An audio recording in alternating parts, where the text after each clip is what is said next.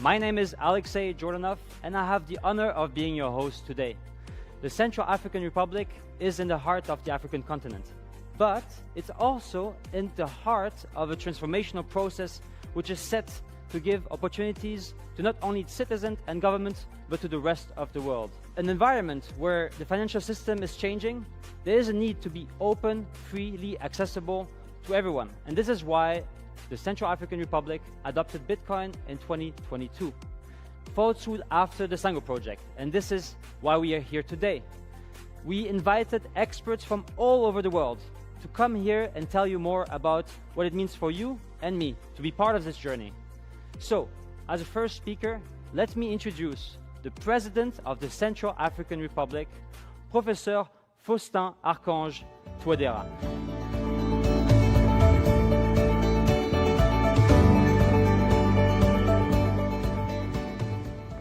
Bienvenue, Monsieur le Président.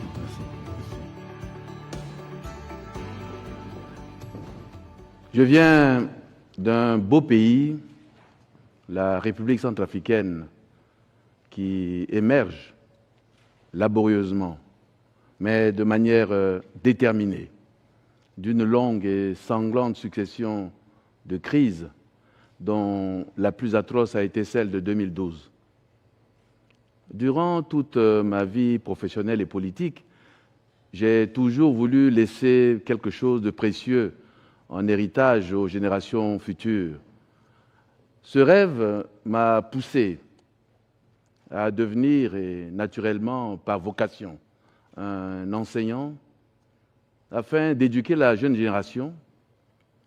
Dès le début de ma carrière en enseignant, le même idéal m'a poussé à me perfectionner, à devenir meilleur, afin de pouvoir changer des destinées.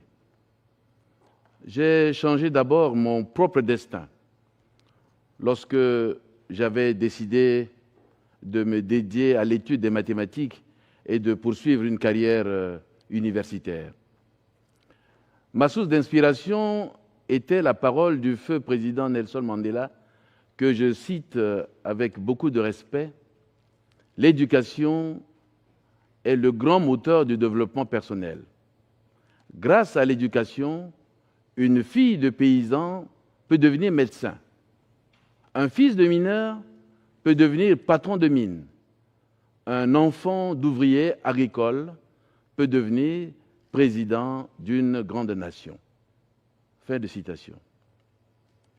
Ma vision, traduite en programme de société du gouvernement, est de bâtir un Centrafrique nouveau, fort, uni, prospère, privilégiant le dialogue, la justice, l'esprit de réconciliation nationale et ouvert au monde. Pour cela, j'ai fait de l'éducation nationale l'un des axes prioritaires de mon action, car je demeure convaincu que l'avenir de la République centrafricaine est entre les mains de sa jeunesse. Ma vision est de former cette jeunesse pour qu'elle s'approprie les nouvelles technologies et aussi la crypto-monnaie et bien d'autres moyens pour le développement de la République centrafricaine. J'ai eu du mal à me détacher du monde universitaire, en partie parce que j'enseigne encore, mais l'envie de changer des destinées m'a poussé vers la politique, où j'ai compris que mon rêve avait plus de chances de se concrétiser. Pour réaliser mon rêve, il fallait que j'avance, mais sur une nouvelle voie. Ma vision en tant que président de la République centrafricaine est intimement liée à l'héritage que je veux laisser aux générations futures. Chaque jour de mon existence est une nouvelle quête, un nouveau défi, une partie de la vision que j'ai de notre société, telle qu'elle sera dans quelques années, une projection dans laquelle les enfants d'aujourd'hui seront les citoyens de demain, les bâtisseurs d'un pays prospère. Pour le second mandat, je me suis engagé à faire de la République centrafricaine un pays uni, un pays pacifié, un pays qui bénéficie du développement. Maintenant que nous avons atteint la stabilité et la paix, nous deviendrons non seulement une nation prospère, mais aussi un point de repère sur la carte du monde. Et j'y crois fermement. Ensemble, nous tous qui désirons le bien de notre pays, voulons que le monde entier nous considère comme des visionnaires capables de serrer nos rangs et d'avoir ensemble les plus grands idéaux. Je lance un appel à tous ceux qui croient en la nécessité de saisir les opportunités, à l'avenir et à la beauté de leurs rêves, de se tenir à mes côtés. Pour un mathématicien, à moins que nous ne parlions de la liste des problèmes du prix du millénaire, il existe des solutions à tous les problèmes. Et je crois avoir trouvé la solution qui changera non seulement la rive centrafricaine, mais aussi de nombreux autres pays qui aspirent aux mêmes rêves. Cette solution, c'est le Bitcoin et la crypto-monnaie. Les problèmes d'infrastructure sont probablement la plus grande épreuve que doivent affronter les pays africains. Parmi les principales causes, on pourrait citer des problèmes historiques liés au colonialisme, les guerres civiles, les territoires énormes et souvent difficiles d'accès, le manque des moyens financiers, un niveau d'éducation insuffisant des populations. Vous conviendrez que lorsque les éléments qui constituent la base matérielle et technique d'une société sont absents ou ne fonctionnent pas, il est évident que toutes les autres composantes de la vie normale sont perturbées. Dans la même catégorie des problèmes auxquels se confrontent les pays africains, nous pouvons également placer les services financiers presque inaccessibles à de nombreuses personnes sur notre continent, le deuxième du globe en ordre de grandeur et compte le plus grand nombre de pays, 54. Mais comment se rendre dans une banque, ouvrir un compte ou effectuer des transactions si on ne dispose pas d'un guichet, d'une agence bancaire ou de personnel qualifié pour effectuer les opérations financières? Des études indiquent qu'environ 57% de la population africaine n'est pas bancarisée, si l'on s'en réfère à la conférence économique africaine de 2021. La solution a été plus facile que prévu. Pourquoi pas un téléphone? Oui, cet appareil mobile qui est arrivé dans le coin le plus éloigné de la jungle ou sur les plus hautes montagnes. L'alternative à la banque traditionnelle est le smartphone, tout comme l'alternative à l'argent liquide et à la bureaucratie financière sont les crypto-monnaies. Et savez-vous que plus de la moitié des opérateurs mobiles du monde sont situés en Afrique subsaharienne? De manière presque incroyable, le sous-développement des infrastructures a fait de l'Afrique un vecteur parfait pour les crypto-monnaies. Cette monnaie numérique qui ne nécessite qu'un smartphone pour pouvoir accéder au réseau blockchain. Cette technologie est le vecteur qui permettra à l'Afrique de progresser vers une économie numérique unique. Quant aux citoyens, il sera gagnant à tous les niveaux. Il vivra dans un pays en plein essor économique, ce qui signifie création d'emplois, exploitation de ressources naturelles et prospérité. Plus encore, il va bénéficier des avantages propres au monde, des transactions financières virtuelles qui, contrairement aux transactions bancaires classiques, ont en leur faveur la rapidité d'accès, la vitesse d'exécution, le manque de bureaucratie, de frais et des commissions bancaires coûteuses. Pour l'Afrique, il existe déjà une vision, une crypto-monnaie commune et un marché intégré des capitaux qui pourrait stimuler le commerce et soutenir la croissance. La technologie va donner une identité au continent en réduisant les coûts. La vision est parfaite et nous n'avons plus de temps d'attendre qu'elle s'inscrive dans la réalité. Nous avons donc pris notre destin en main. Pour nous, l'économie formelle n'est plus une option.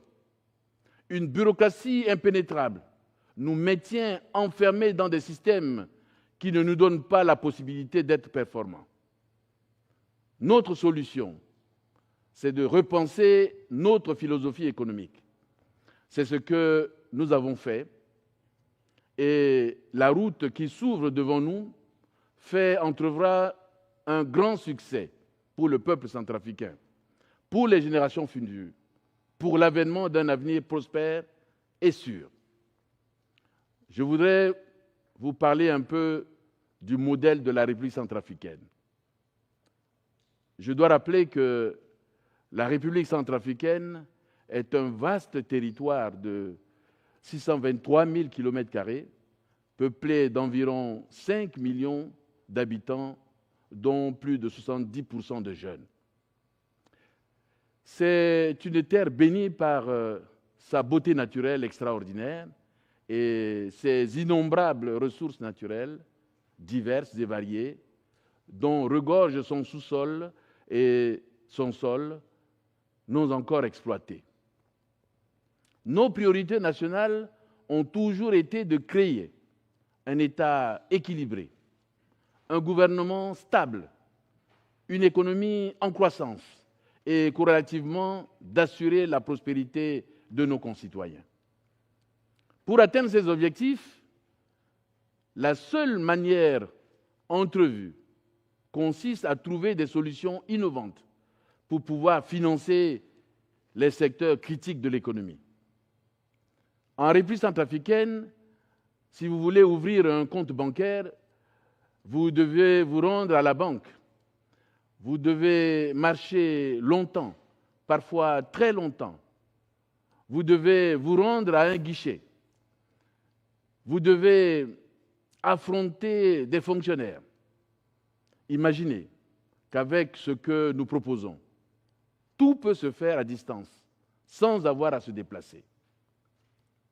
Les crypto-monnaies, fonctionnant entièrement en se basant sur la blockchain, tous les frais de transaction sont automatiquement exclus, ce qui aidera les gens à augmenter leur rendement et à investir sans frais supplémentaires. La crypto-monnaie permet aux personnes les plus pauvres de réaliser des investissements sur lesquels elles ont un contrôle. En empêchant toute interférence extérieure dans les investissements, la crypto-monnaie crée des conditions de concurrence équitable pour les riches et les pauvres. Vous vous interrogez certainement sur le point de savoir si un pays où la stabilité financière est fragile, la crypto-monnaie est-elle une solution viable? La réponse est oui. Et pourquoi? Parce qu'elle possède la capacité de mettre fin à la corruption, d'empêcher la discrimination et de prévenir l'inflation. N'est-ce pas là le moyen le plus efficace de mettre fin à la pauvreté dans le monde? N'est-ce pas là la meilleure façon de faire bouger les choses dans notre économie? N'est-ce pas là ainsi que nous l'avons créé, les prémices d'une vie meilleure pour nos concitoyens? Comme vous le savez certainement, la République centrafricaine est le premier pays d'Afrique à adopter le Bitcoin comme monnaie de référence paiement et le premier au monde à adopter à l'unanimité le projet de loi régissant la crypto-monnaie. Cette nouvelle page de l'histoire de notre nation représente un pas ferme sur la voie qui ouvre d'incroyables opportunités pour la République centrafricaine. Blockchain va dépasser les normes conventionnelles et offrir la possibilité de prospérer économiquement.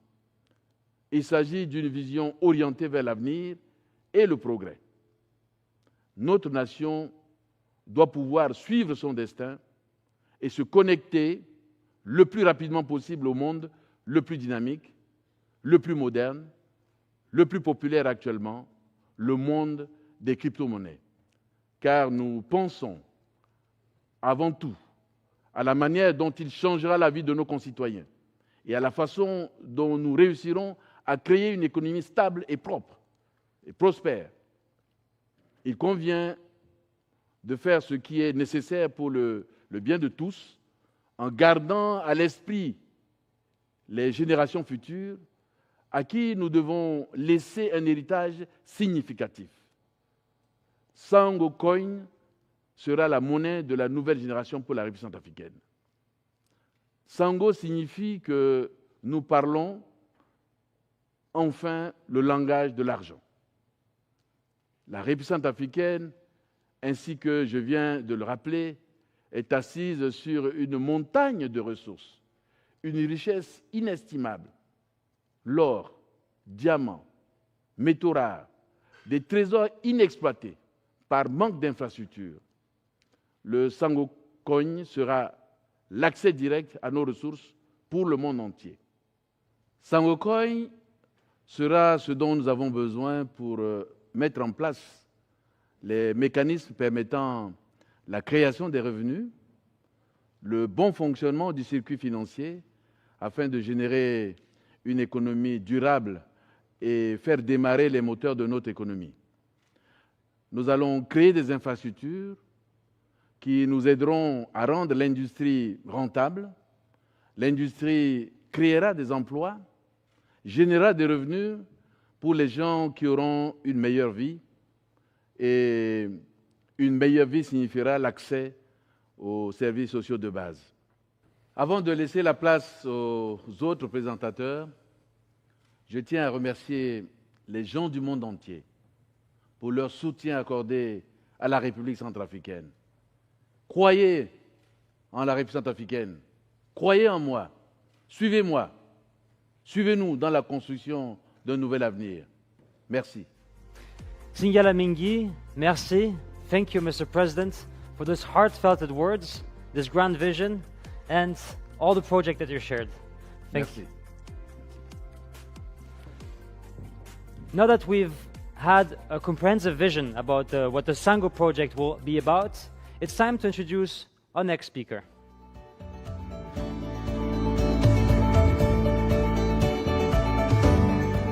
Let me introduce Vince Meens, a Dutch man, a bold man with bold global ambitions and visions.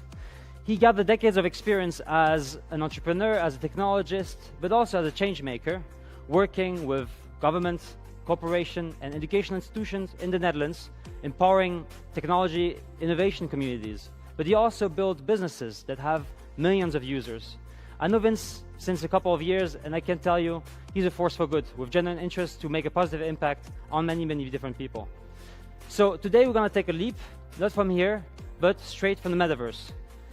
I have the pleasure and honor to introduce Vince Meens, straight from the metaverse.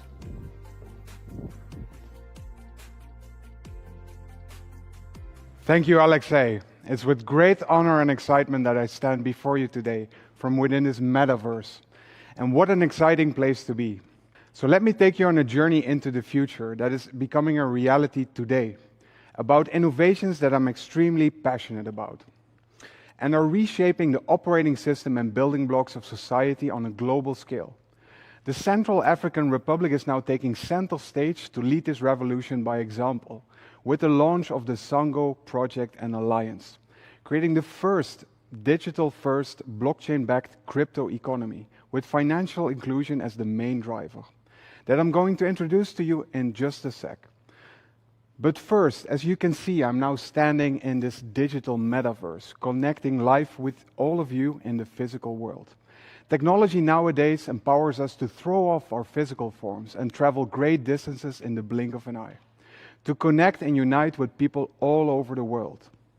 And what's so beautiful about this metaverse is that it gives us a blank canvas to reimagine how we feel the world should be and experience it before we actually manifest it in the physical world.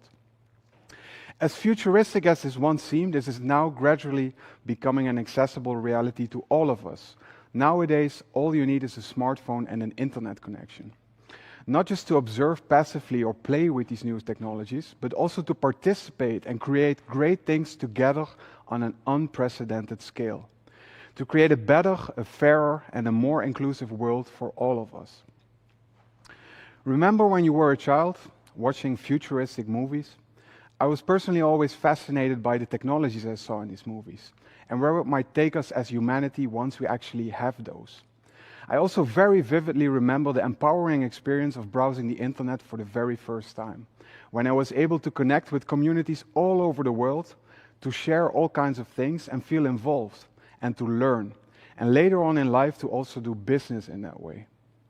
With all the advancements in technology like the internet and mobile apps, and things like Bitcoin and blockchain and the metaverse, all culminating together, with what we have at our disposal right now, we are reaching a point in history where you as an individual, instead of passively accepting the world you've been given, you can now explore the unprecedented power you have to actually change it in an active way. Through my own ventures all over the world, both private and public, I've seen the impact these new technologies make in setting things in motion, give access and inclusion to all in a democratizing way, and unleash the potential within all of us. The Sango project and alliance is about empowering people within the Central African Republic and digitally all over the world to co-create the blueprint and the infrastructure of how a country can embrace the future and do everything they do digital first, transparent by default, and open to all, focusing all the energy on how the world is going to be in the future, instead of holding on to a world that was, with rules created by others. It's time to actually change the game, creating a digital-first, blockchain-backed crypto economy with financial inclusion as the main driver. That's the world I want to live in. Inspired by the legacy of Bitcoin, blockchain, and the metaverse, the Central African Republic is gradually implementing a long-term vision to give innovators all the right conditions to make this a reality for all of us, and make the Central African Republic the first legal crypto hub in Africa, recognized by a country's parliament, that welcomes businesses and attracts global crypto enthusiasts. This ambition actually reminds me of amazing transformations like Dubai, where in the 90s it was mostly sand. But once people dared to convert their ambitious dreams into reality, it turned into a thriving hub for the world. The next transformation, however, will not only be starting on grains of sand, but will be boosted with the power of bytes of data and pixels in the 3D worlds called the metaverse. This vision is for a thriving crypto hub in the heart of Africa, about uniting both the physical and the digital world through a global community. The roadmap to achieve this is actually based on three main pillars. The first pillar is, of course, that you need the right legal framework to actually make this happen. And while this initiative only started very recently, they already took very decisive action. On April 21st, they kicked off this movement, making Bitcoin the legal tender and reference currency for the country. And it's actually the first in Africa and the second in the world after El Salvador. And I strongly believe that a lot of other countries will follow their example. The second step will be that they create a crypto economic zone, with a crypto island at the heart that I will tell you about a bit later. This crypto economic zone will provide the right tax conditions with 0% income tax and 0% corporate tax for innovation to happen. On top of that, you will have a digital identity and ownership infrastructure that is fully recognized by all government entities, which allows us to actually innovate one step further and offer e-residency, which provides a digital residency in the country, whereby the population of the Central African Republic will be complemented with people all over the world contributing to their economy and development. The next step will be actual remote citizenship, where if you stake assets within the economy, you will be granted citizenship to the Central African Republic.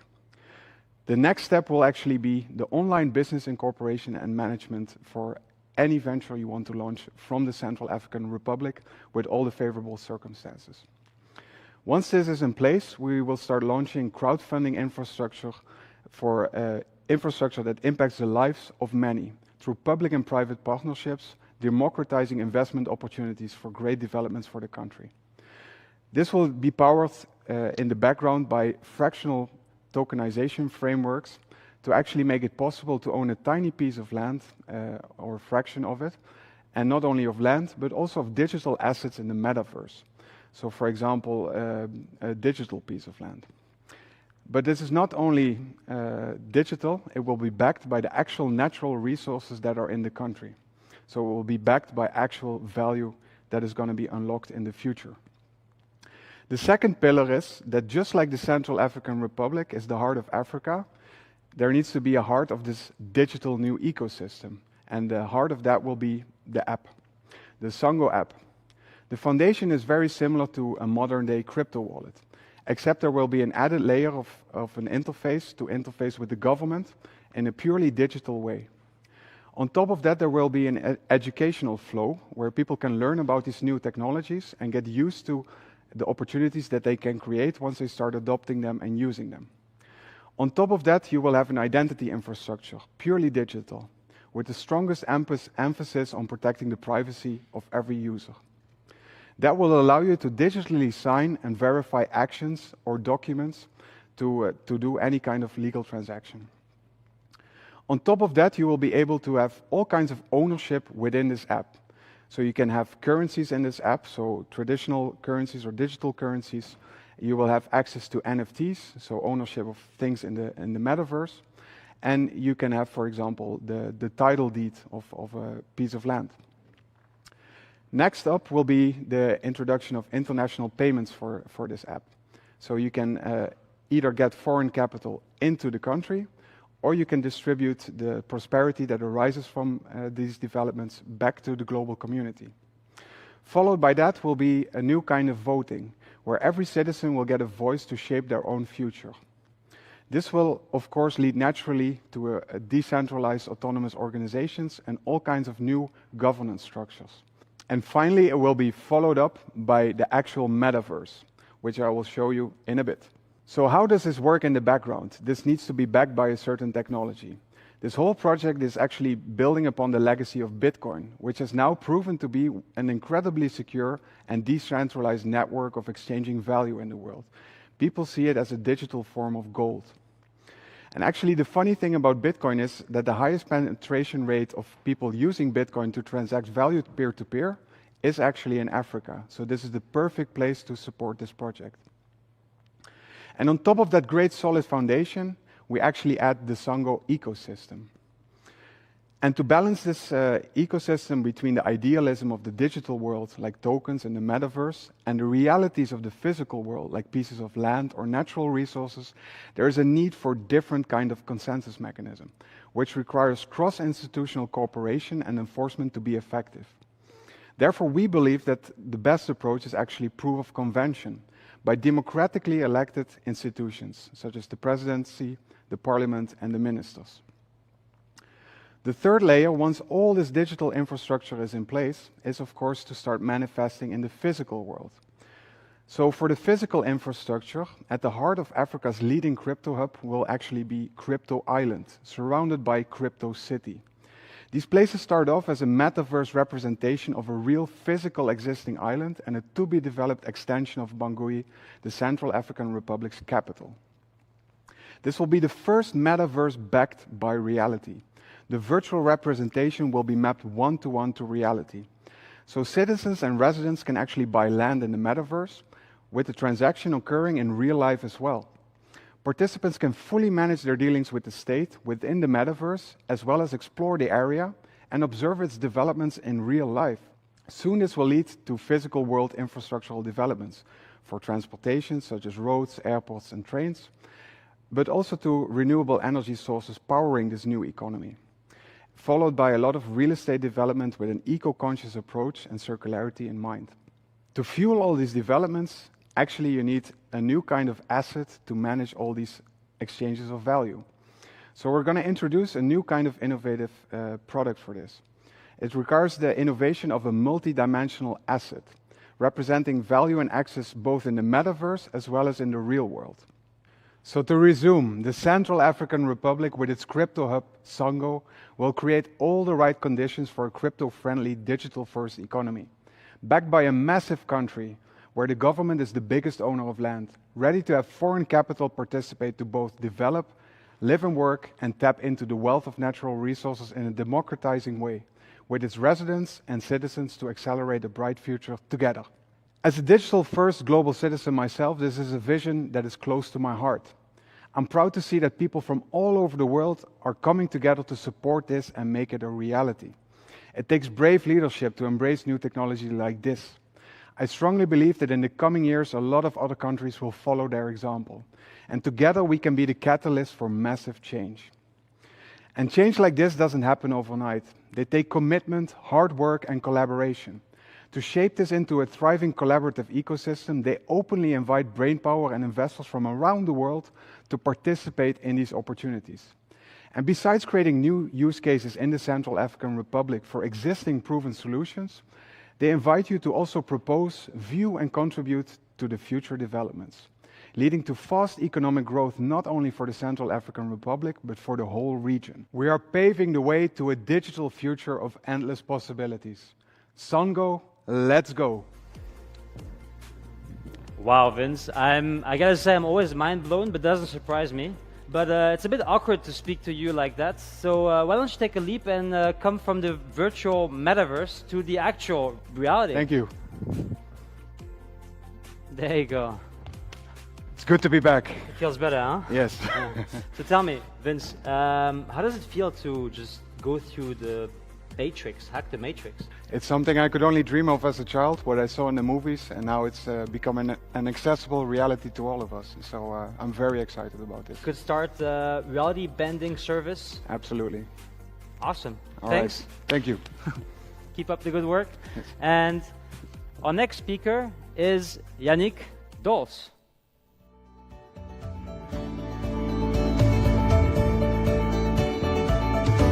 Our next speaker is lecturer and entrepreneur with experience in supply chain management and sustainability in the blockchain industry.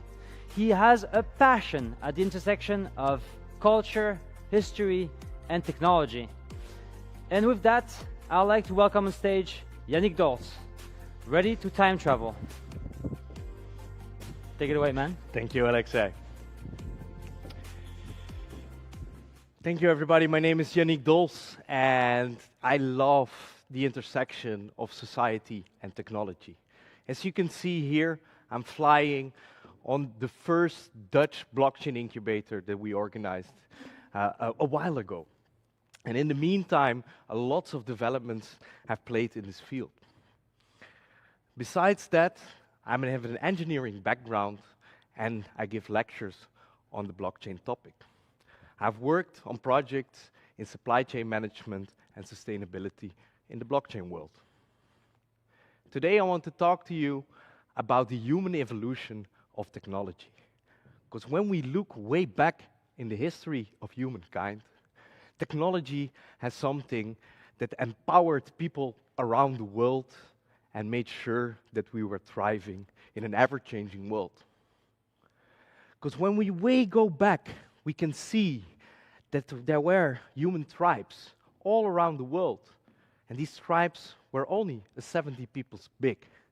So what it made is that these tribes were organized in a decentralized way, because everybody knew each other. Everybody knew each other's face. So there was a trustless system that was society built on.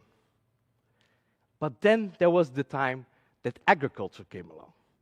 So when agriculture was there, we were settling down and creating the new food with the new technology that agriculture provided for us. In the meantime, also our tribes were growing and becoming bigger and bigger. And this led also to a challenge, because we needed to organize our society in a different way. And that's why, at that moment, we had to centralize. We had to create structures to make sure that everything was organized in a good way. And because of that, we have now very complex centralized systems around the world. Look to current supply chains. They are very complex. Humankind did a very good job. But there was also a downside, because when you look to how these organizations were organized, we also know they were not as efficient as their decentralized counterparts. But at that moment, we had no other solution to provide this gain for society. And now we have the luck with blockchain that we can have a trustless system all around the world created by technology for society. And look some years back. If we look there, then we saw in the early 2000s, and maybe a little bit before, that the internet was coming along. It was a technology that some would say was going to change the world, while others were still thinking that this was something that will go away. And if we look now about how internet is wired into our society, it's something that cannot go away anymore. Our businesses, how we communicate with others, everything is built on top of this technology. So as we can also see in this video that I want to show, is that the internet in 1995 was completely different perceived by most.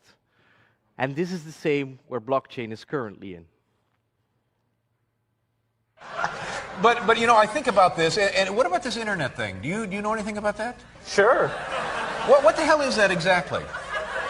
Well, it's become a place where people are publishing information. Right. So everybody can have their own homepage. Companies are there, the latest information. It's wild what's going on. You can send electronic mail to people.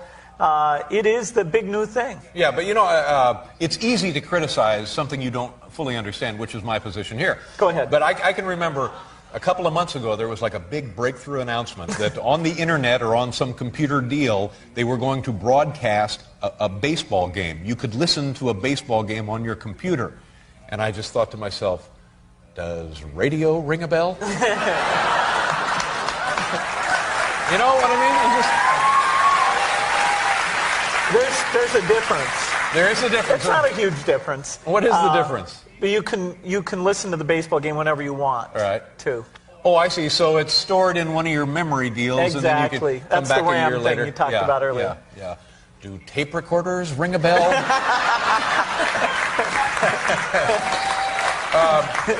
Yeah, I just don't know. What can you, just knowing me the little you know me now, what am I missing here? What do I need? Well, if you want to learn about the latest cigars or auto racing statistics. Well, you know, I've got that covered. I subscribe to 2 British magazines devoted entirely to motorsports, and I call the Quaker State Speed Line about 2 times a half hour. So now, would the computer give me more than I'm getting that way? Oh, you could find other people who have the same unusual interests you do,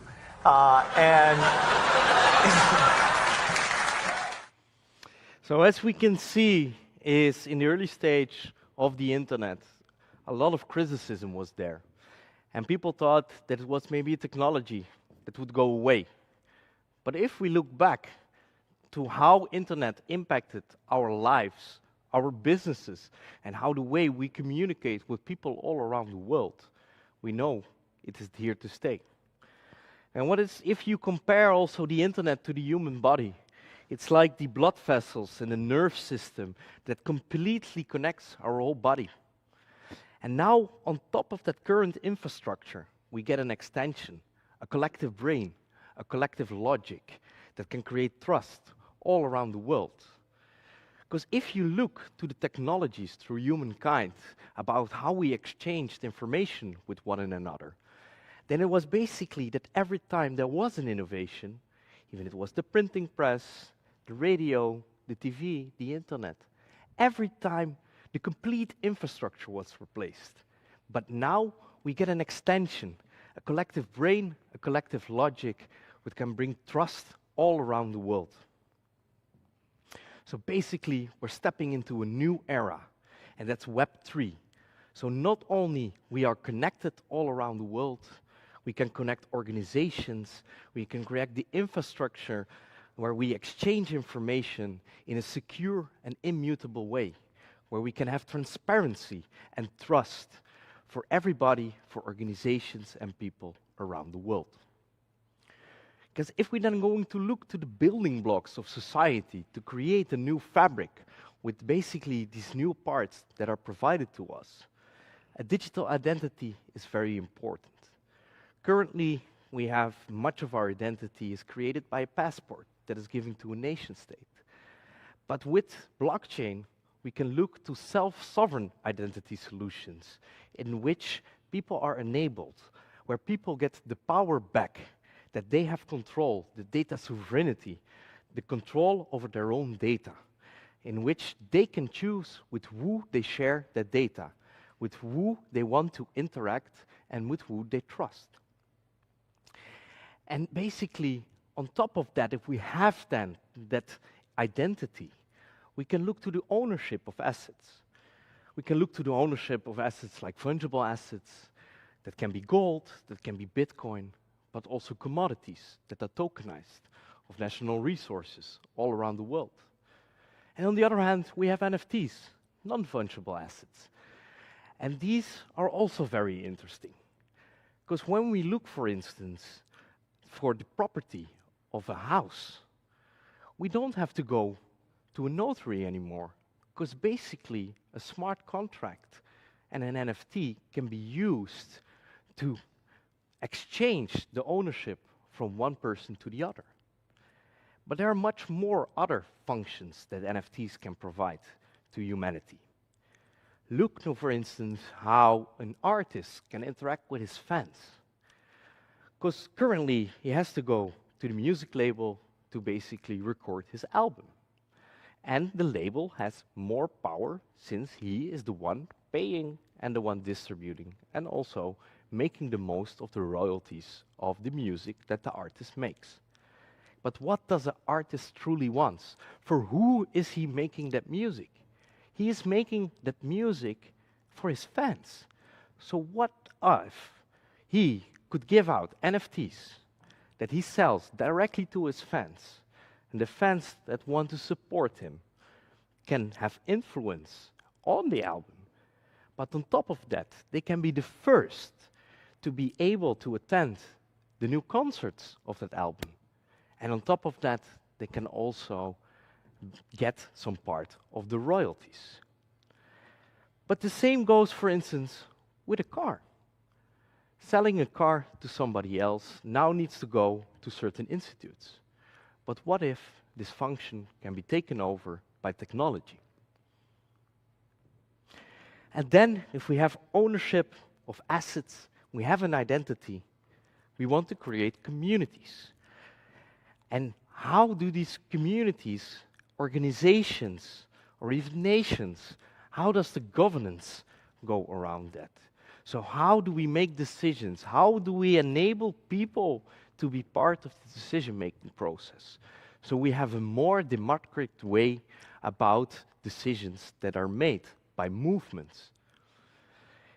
And if we combine this digital identity with the ownership of assets, and then have organizations with governance in a decentralized way, we get to decentralized autonomous organizations, DAOs. Look to, for instance, government. If they want to have more citizen participation, you need to enable the citizen to be part of that decision-making program. If we look, for instance, that somebody that lives in a certain city or even in a certain neighborhood has much better idea about what is needed to guide this neighborhood, so let him be part of that decision-making, empower him. Besides that, we have a lot of communities with the same interests, with the same ideas or ideologies.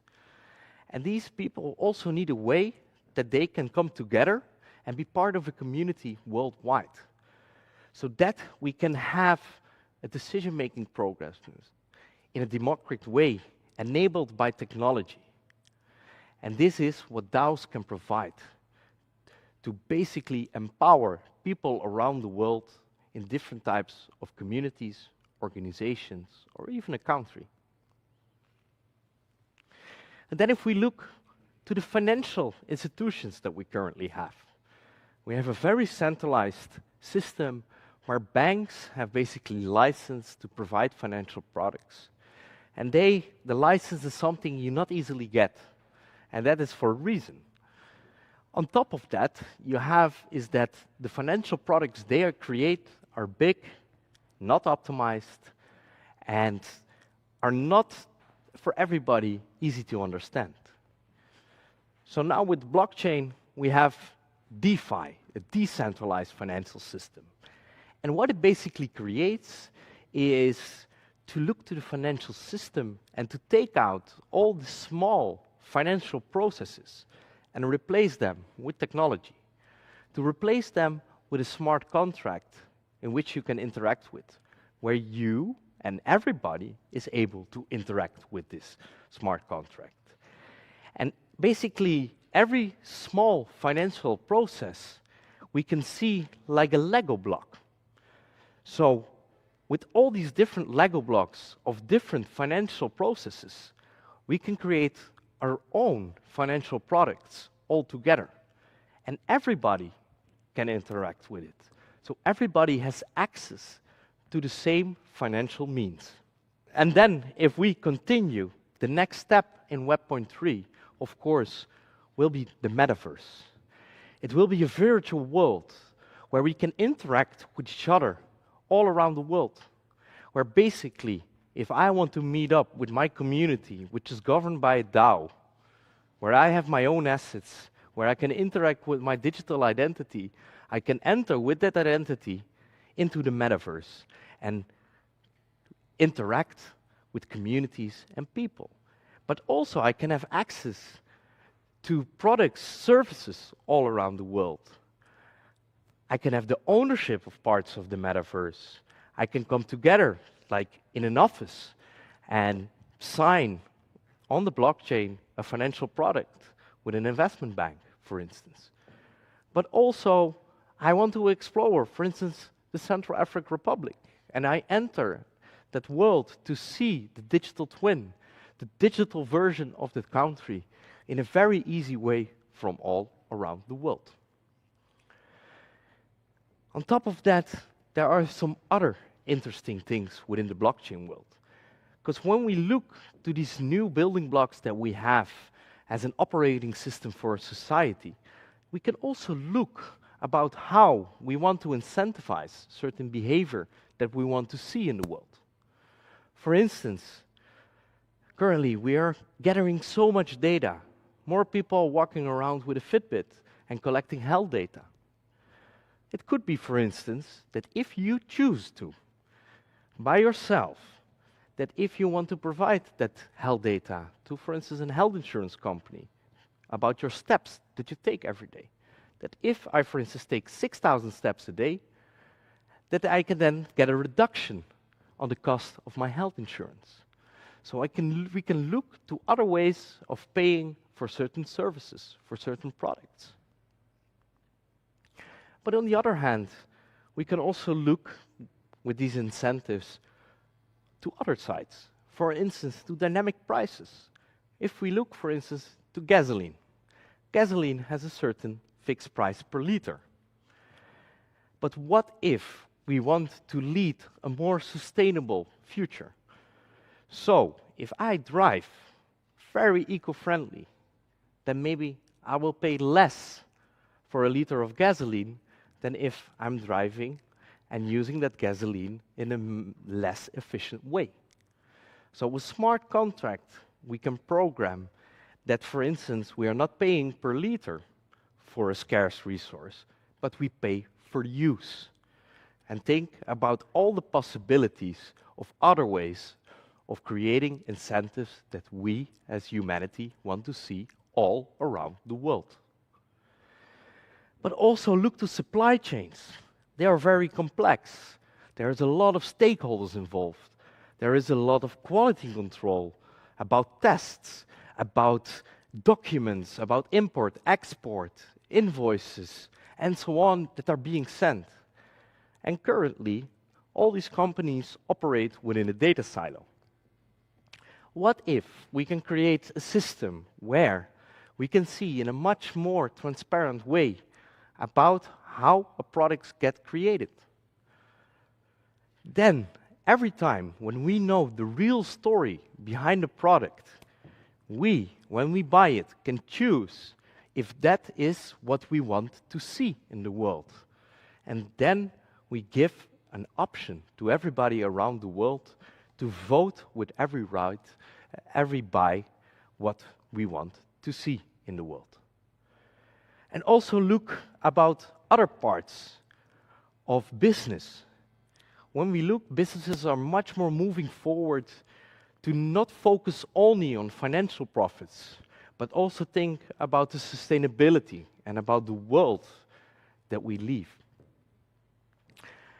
So what if we have a more accountability, for instance, for carbon production, or other ways that we can create a system where sustainability is at its core. And every time when we choose about the future of our society. But also look about how energy is provided. In a lot of ways, we have like a one price for the energy. We get it from the central net. And this is everything but efficient. So with blockchain, we can create smart grids. So we can even start it peer-to-peer, where I have a solar panel, my neighbor has a turbine, and we all generate sustainable energy. And this is being tokenized and being sold on an open market via the blockchain. Combine that with smart batteries, we get a fluctuating price, but a much more optimal, organized way of how we use the resources that we generate. So a real paradigm shift is happening, because these are only just some examples, but blockchain can basically disrupt and create a paradigm shift around the world, can create a new operating system where we as humanity can decide about how this operating system should look like. Because besides blockchain, we have a lot of other technologies that are currently being developed. And with blockchain and all the others, we can enable all the people around the world to be part of the movement, and everybody should be able to have a say about how the new fabric of society should look like. I want to thank you all, and I want to let you all to think about what opportunities are we now tapping into, how we can enable with people all around the world, and especially now at the heart of Africa with the Central African Republic. How do we empower everybody? How do we want to see the future of the whole world? It starts small, but it becomes big, and in the end, the whole world should be enabled. Thank you. Amazing, Yannick. Thank you for this very educative overview. I hope that this helps putting things into perspective. Thank you. Now that we have had a great overview about the evolution of technology, we can move on to the next topic.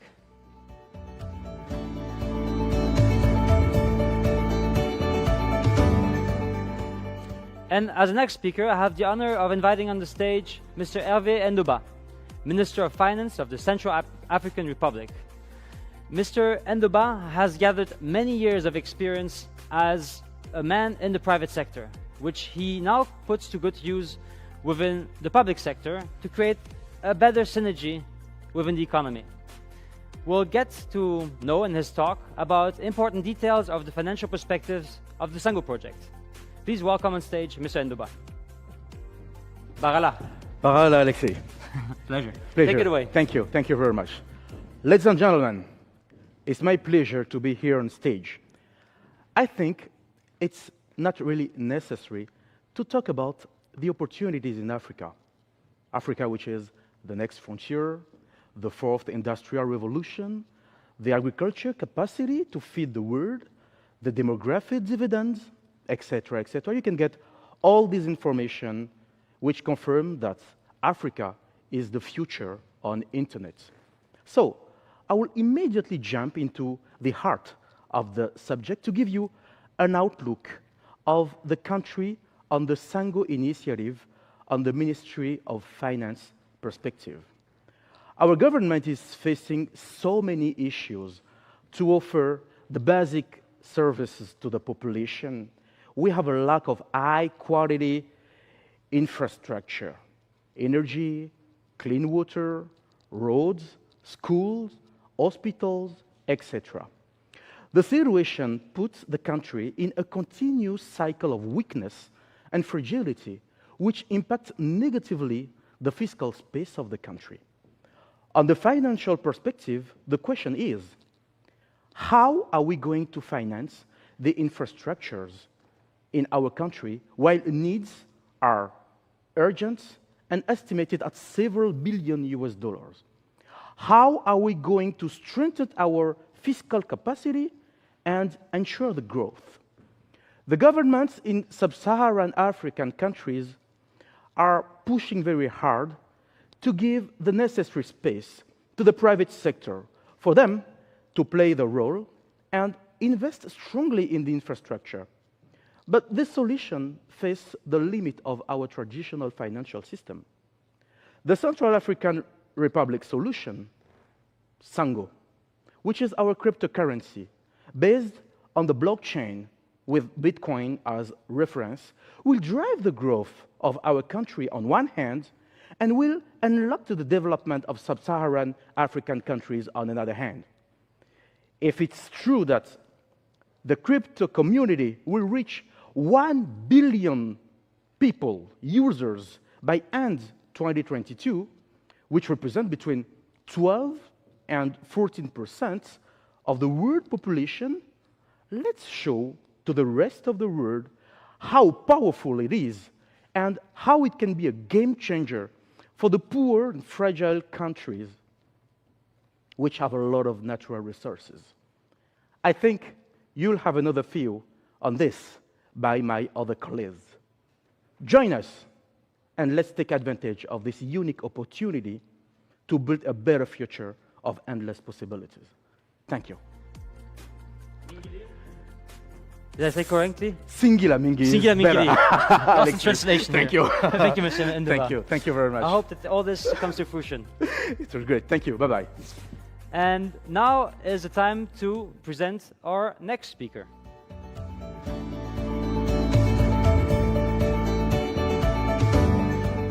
And now, as our next speaker, we have the pleasure to invite on stage Rufin Benan Beltougou. He's the Minister of Natural Resources and Mining, who will give us an overview about the investment opportunities that we can have in the Central African Republic.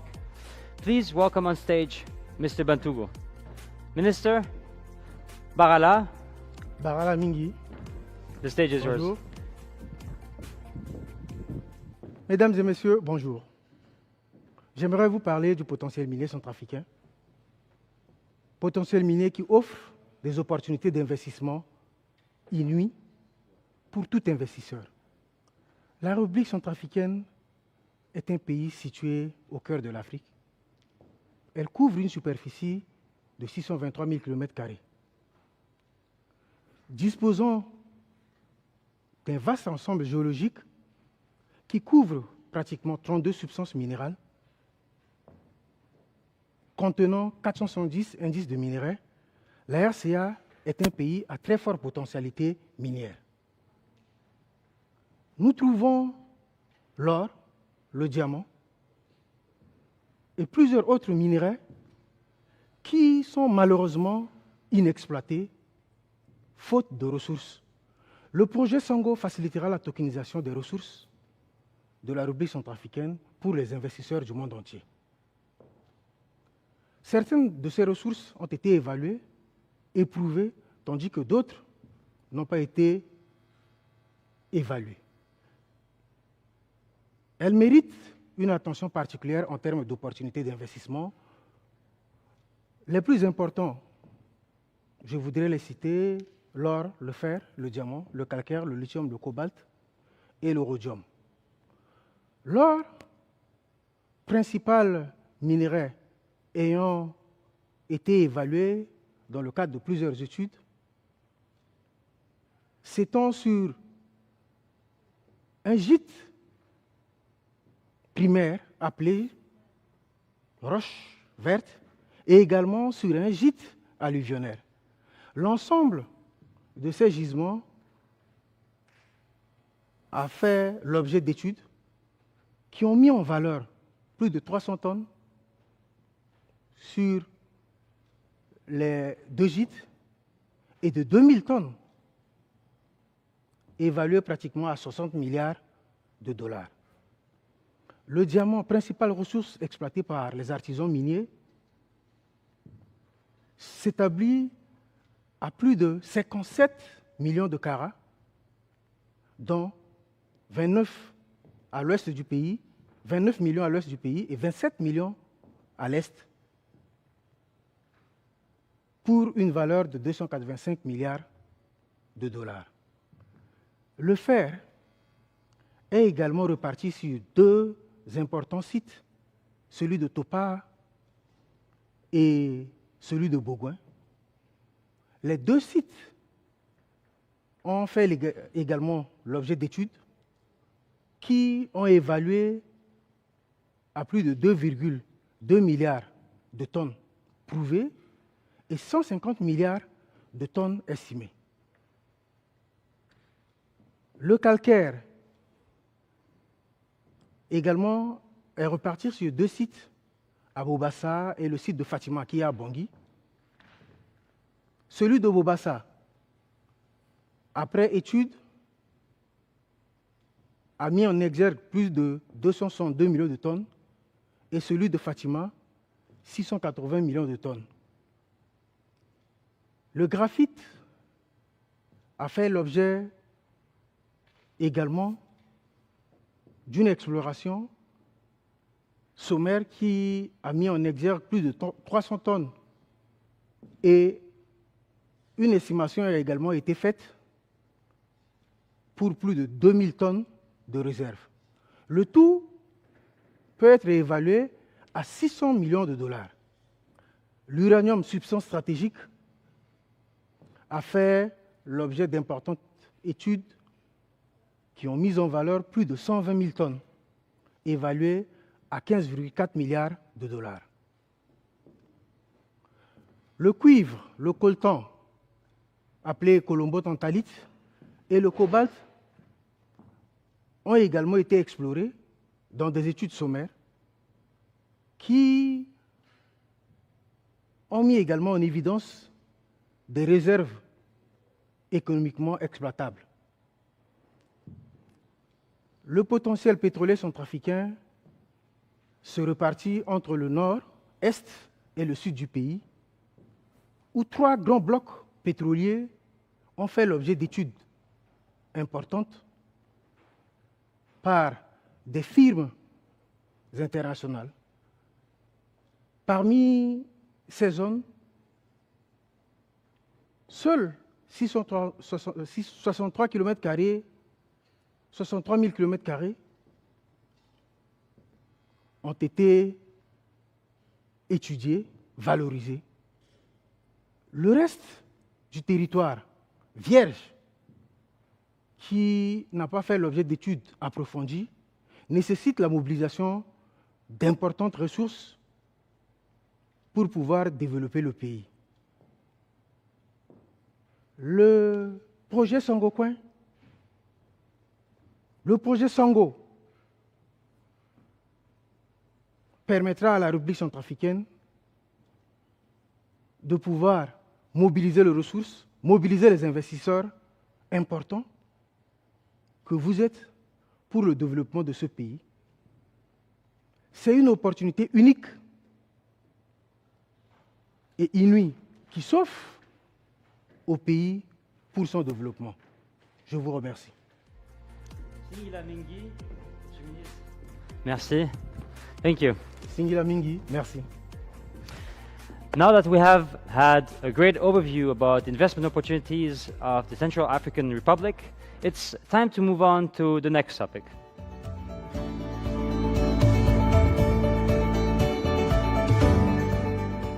And now the next speaker that I will welcome on stage is Pascal Bida Kouyangbale. He's the Minister of Strategic Investment and Infrastructure Development, and he will tell us more about the crypto island. Balara. Hello, how are you? Good. Okay. The stage is yours. Okay, thank you. Ladies and gentlemen, I'm very glad to be here tonight to introduce you the Crypto Island project. It's going to be a project to to create a crypto-friendly environment, a home for crypto enthusiasts, and not only. In this island, we are going to promote the tokenization and the NFTization of the economy in the world. So for that, we are going to doing all these things, not only for CAR, Central African Republic, not only for Africa, but for the world.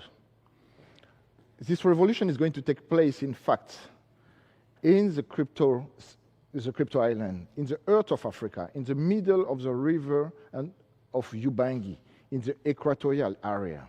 A green paradise to attract crypto business, a safe and full tax-free environment. So that means for all crypto transactions going to benefit to the system of tax-free, full tax-free in Central African Republic on the crypto island. For this to happen, we are working very hard on a solid legal framework, which is going to be a pillar of security for building the crypto ecosystem.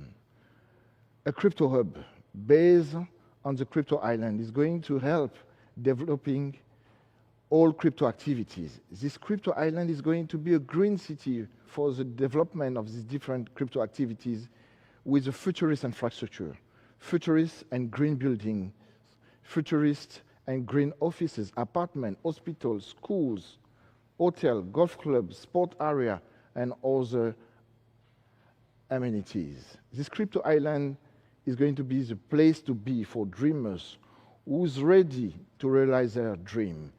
The place to be to invent and shape the future. Please come and enjoy the crypto revolution in your crypto city. Thank you very much. Singila.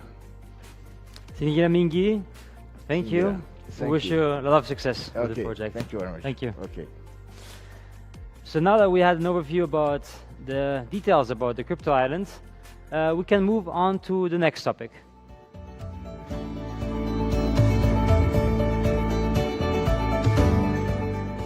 As the next speaker, we have the honor to welcome on stage Justin Gournat-Jacot. He is the Minister of Digital Economy and Telecommunications, and he will share with us the whole process of digitalization within Central African Republic. Balara, Minister, pleasure to meet you. The stage is yours. Okay. Dans le plan de relèvement et de consolidation de la paix en République centrafricaine, le gouvernement prévoit d'atteindre une croissance forte et inclusive au profit du développement. Cet objectif ne saurait être atteint sans la mise en place d'un environnement favorable au développement du secteur financier, répondant tant aux besoins de la profession de ce secteur qu'à l'ensemble des acteurs économiques. Conformément à la vision politique du président de la République, chef de l'État, le professeur Faustin Arcand Touadéra, qui, dans sa profession de foi, voudrait faire du secteur de l'économie numérique l'un des piliers du développement de la République centrafricaine. C'est dans cette optique que le ministère des Finances et du Budget et le ministère de l'économie numérique, des Postes et Télécommunications ont fait voter et promulguer la loi sur les taxations électroniques le 11 janvier 2022 et la loi sur la crypto-monnaie le 22 avril 2022.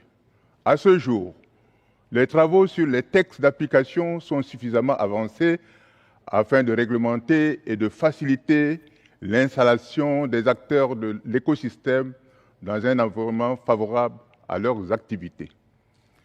Le plan national de Centrafrique Digital 2025 traduit la volonté nationale de franchir un premier palier afin de hisser progressivement au niveau des États modernes et prospères.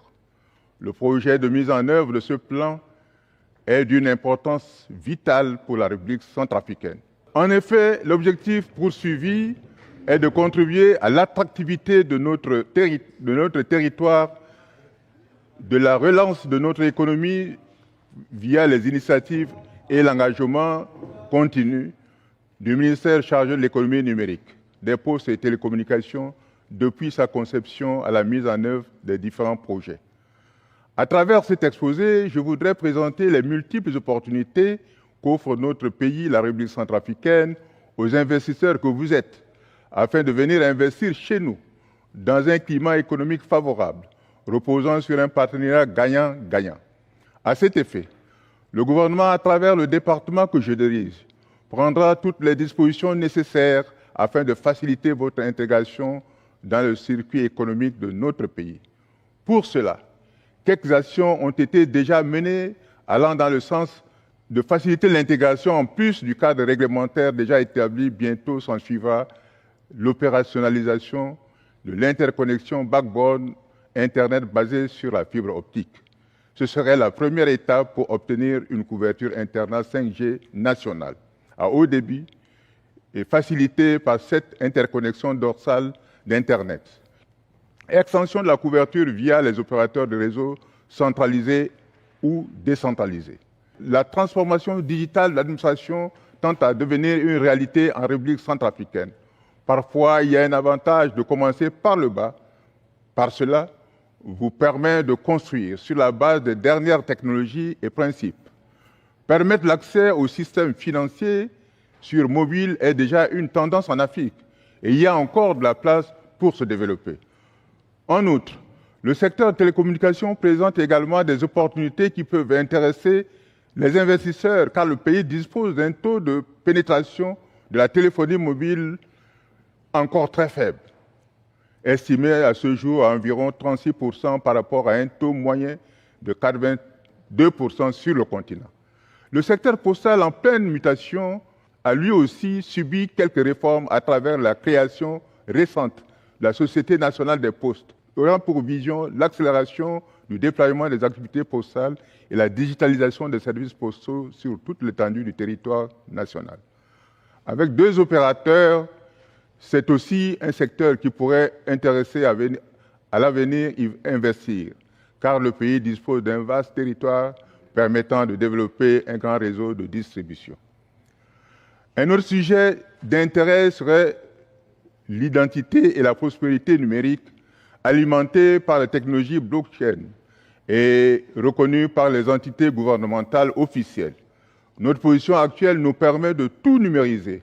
Notre vision est que c'est le moment de le faire et nous accueillons des partenaires dans cette direction.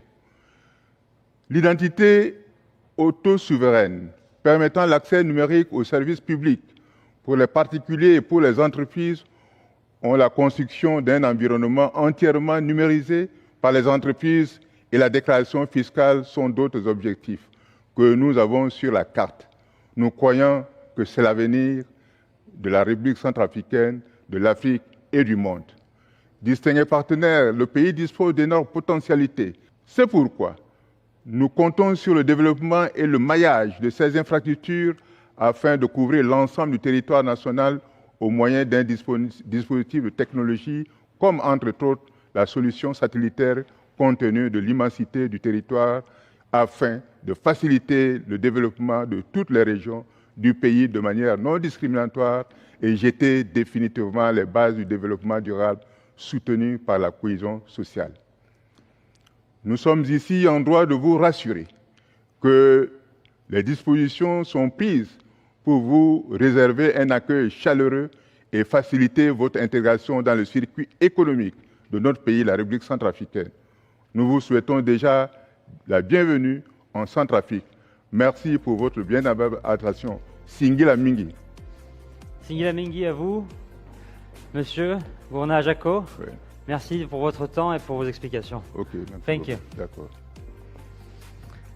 And now that we had an overview about how this digitalization process will look like in the future, we can move on to the next topic.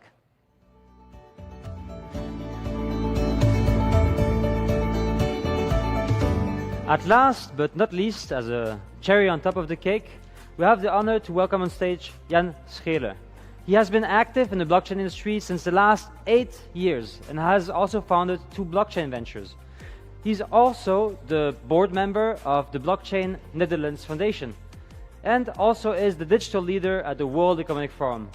In this talk, we learn about the opportunities of Web3 for governments. Welcome, Jan. Thank you. Take it away. Thanks so much. Trust has always been one of the cornerstones of society. It maintains relationships. It lets companies grow and flourish. And it's the cement of collaboration between individuals, governments, and companies. It makes that we really want to be part of something, that we really want to give our talent and put in the time and effort, and always do that little bit of extra more. But according to Confucius, without trust, we cannot stand. Society nowadays, unfortunately, is facing a huge trust inertia. Can technology overcome this huge problem? My name is Jan Schelen. In the past years, I had the pleasure of organizing over 50 TED events on a global scale, from Amsterdam to the United Nations in New York and Baghdad, Iraq. And after that, I found 2 blockchain ventures, and am, as already mentioned, head of the board of the Blockchain Netherlands Foundation and digital leader at the World Economic Forum. Now, one of the things that is grinding my gears is trust. Trust in the world. And when we look to the most respected barometer of trust, the Edelman Trust Barometer, we see that all sectors and societal actors, from media to governments, from corporates to healthcare, trust is declining. And it's declining fast. And it all has to do with this VUCA world in which we're living in, this volatile, uncertain, complex, and ambiguity world. Life is becoming so much more complex. It's hard to make a living, it's harder to have fun, and it's harder to understand. But this is causing massive problems worldwide in different societies. Societies that are now becoming much more polarized, populistic, and distrusted. The societal contracts that governments have with their inhabitants is becoming so much harder to fulfill by the day. And fortunately, technology is here to give the helping hand. Blockchain technology has since day one been named the trust machine, because the technology is consisting of several building blocks that have proven themselves to bring trust back in different aspects of society. Now, it all started with this peer-to-peer cash system, Bitcoin, that was found at the heydays of the financial crisis, bringing back trust in one of the most comprehensive systems in the world. A system that is fully based on trust, but lacked all of it. Now, 14 years later, what we see is that like the underlying technology, the blockchain technology, is being used by and adopted by almost all the industries all around the globe, even in the tiniest countries. But it evolved from the toy from the nerds to this new trust machine for society. The technology itself has evolved at an incredible pace. And what we see now are like these new, unforeseen possibilities. And most of them are still really new developments also being introduced on a regular basis. The following 5 key developments are, in my perspective, so extremely interesting for governments to have a look at. Let me start with crypto money. And why money? Well, because of the writer Yuval Harari is mentioning it so nicely. Money is the most universal and most efficient system of mutual trust ever devised. But, according to Henry Ford, it's better that people just don't understand this financial system. Because if they did, there will be a revolution before tomorrow morning. In my perspective, we can't explain why in such a tech-laden world there are still over 2 billion people without access to a financial infrastructure. A financial infrastructure that is, according to all the research reports by the World Bank, by the Bill and Melinda Gates Foundation, by McKinsey, the basic foundation for developing a country. Something that so many countries are looking forward to. In my perspective, you also cannot explain why it's still so expensive to be poor, right? I mean, the people that need the money the most pay up to 20% to send money to their families. And therefore, I'm really excited about countries that are now circumventing the traditional financial system that has not been in favor for them in the past years. And then now they start using this new technology to make it their own system more inclusive. And I think a great example can be found in the Philippines, where before only 11% of the inhabitants had access to a financial infrastructure. And now, with this crypto app, this new application, finally all the inhabitants of the Philippines have access to a new financial system, and this app has become the biggest bank of the country. Governments all over the world, over 90%, are already working on central bank digital currencies. And the two that are already active in development countries are showing incredible results with regards to efficiency, safety, and most important, inclusivity.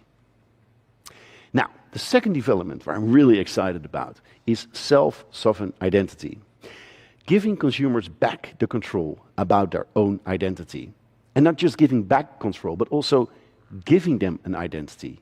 Because still over 1 billion people worldwide lack a formal, official identity, preventing them from things like voting, getting a loan, or getting official work.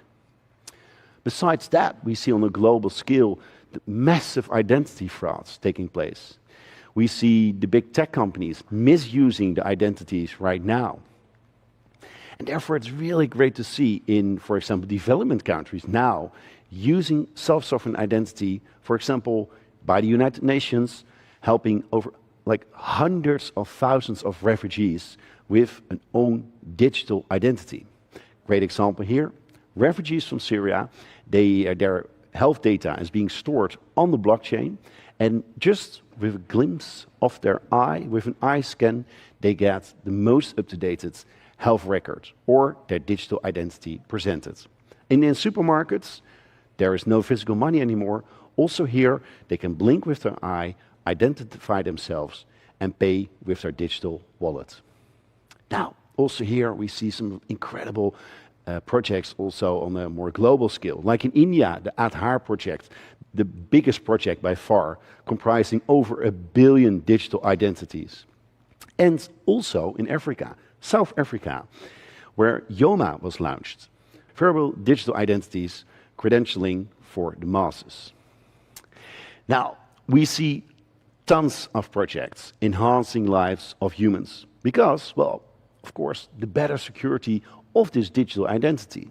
And not just the security, also here because, according to the World Bank, it's predicted that the use of online identities could unlock the economic value equivalent of 6% of the GDP in emerging countries.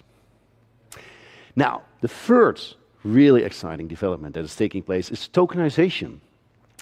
And for me, what I'm so excited about is because it's finally bringing back trust in ownership, physical and digital, but also making ownership easier, more efficient, and more inclusive because of things like fractional ownership, unlocking tons of new possibilities for things like investments and ownership. Now, these developments are already taking place for years. We see it in the traditional arts, we see it in property, we see it in stocks, lately also with digital content named NFTs, kickstarted a completely new tokenization revolution for industries like the music industry, and in my perspective also giving the first killer app of blockchain. What emerging markets are missing, in my perspective, are participation and liquidity. And this is essential, because essential in a successful major market is more movements of assets. In other words, markets need liquidity, which is partly derived from participation. Tokenization could make this financial industry in development countries so much more accessible, cheaper, faster, and easier to run. Thereby also possibly unlocking trillions of dollars in currently illiquid assets. And, of course, vastly increasing the volumes of trading in these assets.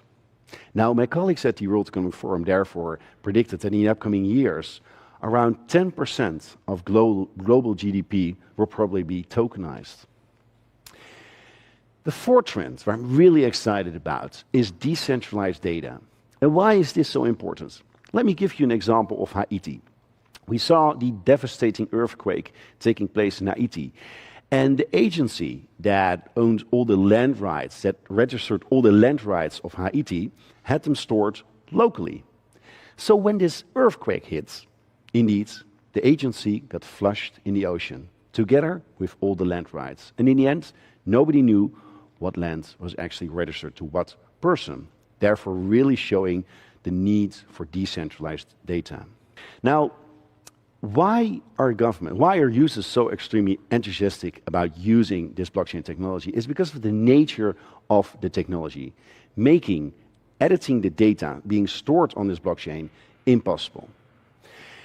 Giving, therefore, trust in the data. Because you know that nobody, single person, no single entity can edit the data. So when we look, for example, to land rights, well, we see now cases in, for example, Honduras, where officials, well, they used to just simply written land in their own name, stealing it from the rightful owner. We see in India, on an even bigger scale, that 1/3 of all the civil lawsuits is about land ownership. And therefore, if you look to the research reports from, for example, the World Bank, they show that after various pilots worldwide, they are so extremely promising, not just to prevent corruption, but also provide all kinds of new revenue streams for governments, which, of course, can be further built their country. Now, why should you use decentralized data as well? Because there's tons of ideas why you should actually decentralize data, for example, about medicines. On a global scale, 500,000 people still die on an annual basis because of fake medicines, most of them in Africa. So what you see now with all the pharmacies, they put all the medical data, all the data about these medicines on the blockchain, so users of the medicines can verify if they have the real drug or not. And the same with food. I mean, still 500,000 people, mostly in development countries, die because of bad food. And also here we see this huge movement of food producers now putting all the data about ingredients, about the products on the blockchain so people can verify it and make sure that they don't eat the bad food. And even wider, also fake items like shoes and handbags. It's a $500 billion industry on the global scene. And it's the #1 source of income for terrorist groups like Al-Qaeda. Governments taking the lead in decentralizing all their governmental data and also public services with incredible results, giving tremendous opportunities, not just by efficiency operating the government, but also for all the inhabitants using these governmental services. And what we see in the results are that from the 3,000 services that have been put online, 99% are now available online, saving 3 million hours on an annual basis. It only takes 3 hours to set up a business in Estonia. And combined with the fact that they have this e-residency, Estonia has now more startups per person than in Silicon Valley. Another great example is the government of Dubai, where because they decentralized the data, they're now saving on an annual basis so much money that they can build another Burj Tower every year with the savings. The last trend that I'm really excited about is the metaverse. And the metaverse is already existing in my perspective because of the gaming industry. The gaming industry being as big as both the music and the movie industry combined when you look to turnover. It has over 3 billion active users on the global scale. And in my perspective, it is one of the predecessors of the metaverse. Now, in the past years, we saw, of course, this rapid speed in digital transition of our society. Everything from dating to having a workout, from going to work, going to church, and everything is taking place. And if we look now to the numbers, like the amount of time we spend on a daily basis online, right now it's around 1/3 of the 24 hours on a daily basis. And in a few years' time, people expect that it's over 50%. Therefore, Bill Gates is already expecting, if you look a little bit further to the possibilities of the metaverse, that this metaverse, this virtual economy, could be as big, maybe even bigger than the current physical economy. Now, if dogs are like their owners, the metaverse is like their country. For governments, in my perspective, the opportunities are falling into 3 categories.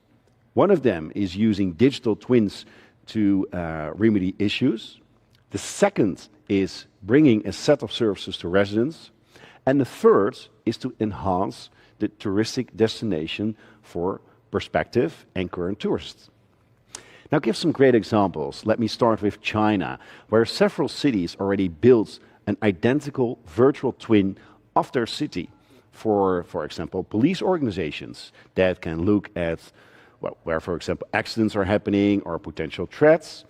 But if we look even to American cities, we see that they will achieve a 280 billion cost saving by using these digital twins to increase things like efficiency in energy, transportation, and infrastructure. Now we see all kinds of other initiatives where governments are now putting services like embassies, like even entire ministries in Saudi Arabia in the metaverse. Because the possibilities are endless for all the administrative services regarding the economy. From culture and tourism, education, civil complaints, you name it. Seoul even hopes to host a metaverse-based festival, attracting virtual tourists worldwide, and let residents meet virtually with avatars of, yes, real public officials.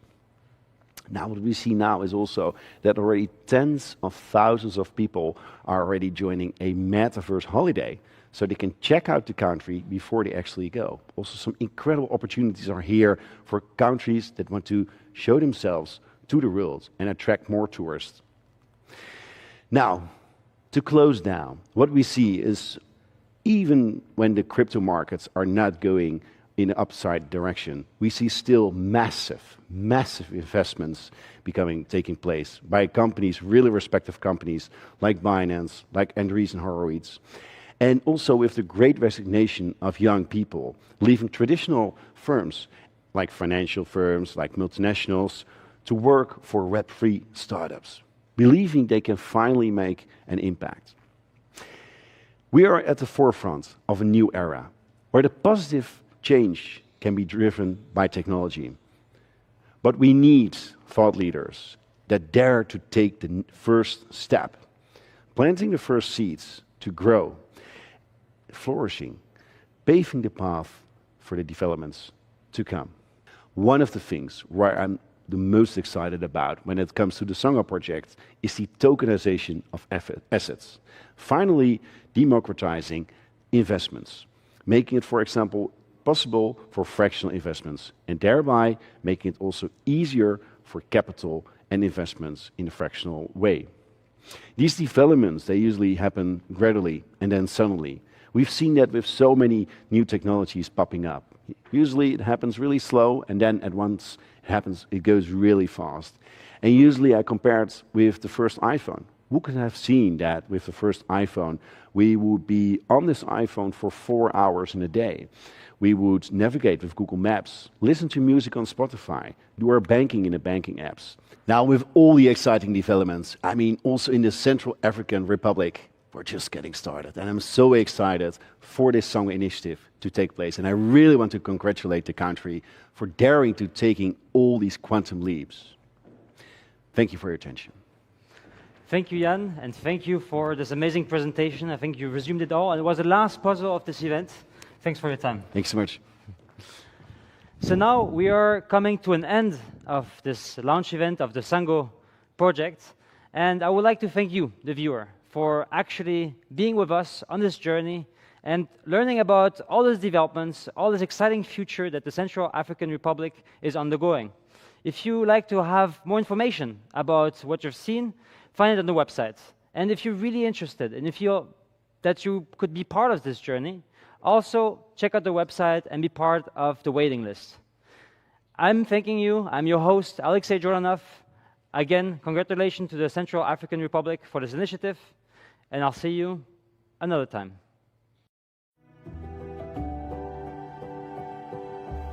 L'avenir de la République centrafricaine est entre la main de sa jeunesse.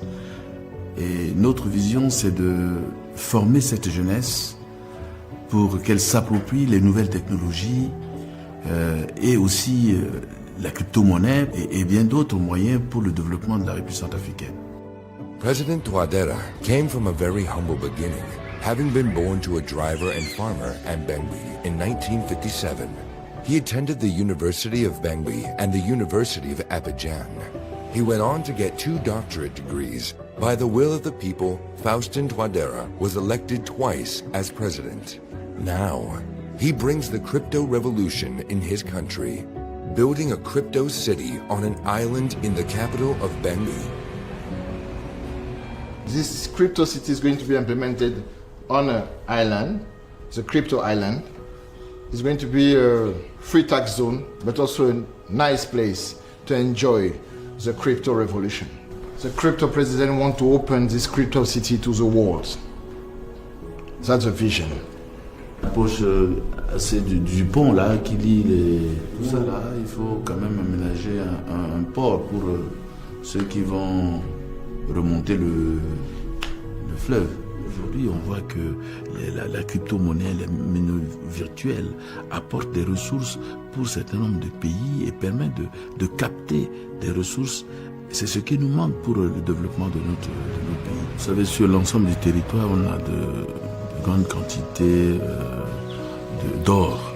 Pratiquement sur l'ensemble du territoire, il y a du diamant, du fer, du cuivre, du coltan, du lithium, du cobalt et bien d'autres minerais stratégiques qui sont aujourd'hui connus et identifiés.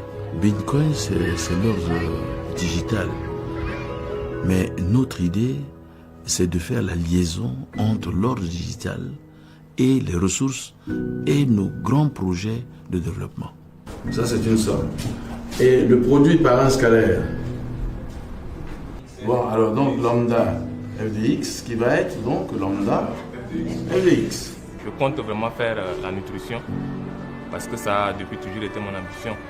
Je veux vraiment être dans ce domaine-là afin d'aider la population. J'aime bien donner de l'eau potable à la population. J'aimerais diriger une université scientifique pour le meilleur développement de notre pays. Je continue à dispenser mes enseignements parce que je veux toujours former des jeunes pour la République centrafricaine. Et quand je suis en face de mes étudiants, j'apprends beaucoup aussi.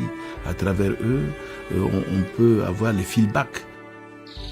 The Central African Republic has a lot to offer to eco-tourists and the lovers of the great outdoors. To preserve this nature for prosperity, the country nominated 9 vast sites to UNESCO's inventory of World Heritage Sites. He is the oldest gorilla, Makumba by his name. Scientists from around the world come here to see him. Here you will find 5 natural parks and 33 protected areas. A nation connected to its roots, a culture rooted in sustainability. Investing in building a real crypto city means also rebuilding the whole Central African Republic, building schools and infrastructure, building hope and purpose, building faith. You contribute to a history revolution in which both of us, you as an investor and we as a country, fulfill our greatest dreams. Building the crypto city with us, you build light in the eyes of pure people, and you gate the chance once and forever to change the history and the news of Central Africa. La crypto-monnaie est révolutionnaire. Elle va démocratiser la démocratie. En fait, elle va donner le pouvoir au peuple pour participer vraiment au développement financier. Eux-mêmes vont... c'est un dispositif qui... on ne peut pas échapper aujourd'hui si on regarde l'avenir. Je dois, avec fierté aujourd'hui, vous annoncer que le Bitcoin, la loi, a été votée par le Parlement. C'est désormais une monnaie de référence. Et je pense que c'est un pari que nous avons gagné avec l'ensemble du peuple centrafricain à travers ses représentants.